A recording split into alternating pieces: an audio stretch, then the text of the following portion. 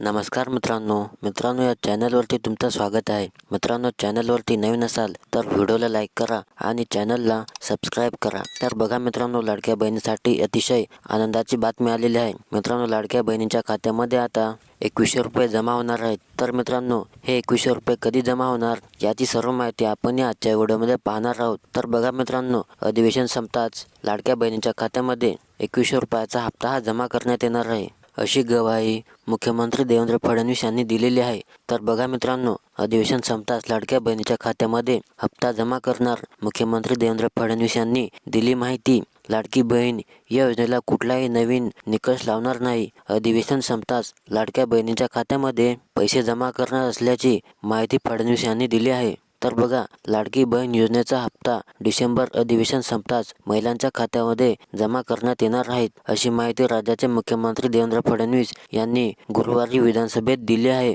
राज्यपालांच्या भाषणावरील प्रस्तावाला उत्तर देताना मुख्यमंत्री बोलले होते की सध्या विधिमंडळाचं नागपूर हिवाळी अधिवेशन सुरू आहे। 16 डिसेंबर रोजी सुरू झालेलं अधिवेशन 21 डिसेंबर रोजी संपणार आहे। त्यानंतर महिलांच्या खात्यामध्ये पैसे जमा करण्यात येणार आहे। म्हणजे हे अधिवेशन संपताच महिलांच्या खात्यामध्ये 2100 रुपये जमा करण्यात येणार आहे। तर बघा, फडणवीस म्हणाले की जी आश्वासनं दिली आहेत, ज्या योजना सुरू केल्या आहेत त्यातील आश्वासन पूर्ण करून कोणतीही योजना बंद करणार नाही। लाडकी बहीण या योजनेला कुठलाही नवीन निकष लावणार नाही। अधिवेशन संपताच लाडक्या बहिणीच्या महिलांच्या खात्यात पैसे जमा करणार आहेत। तर बघा, लाडकी बहीण योजनेतून राज्यातील 2 कोटीहून अधिक महिलांना लाभ दिला गेला आहे। विधानसभा निवडणुकीच्या आचारसंहितेपूर्वी महायुती सरकारने नोव्हेंबरमधील हप्ताही महिलांच्या खात्यावरती जमा करण्यात आला होता। आता डिसेंबरचा हप्ता कधी जमा होणार याबद्दल महिला प्रतीक्षा करत आहेत। तर महिलांनी काळजी करायची नाही। आता लाडक्या बहिणीच्या खात्यामध्ये 2100 रुपये हप्ता लवकरच जमा होणार आहे।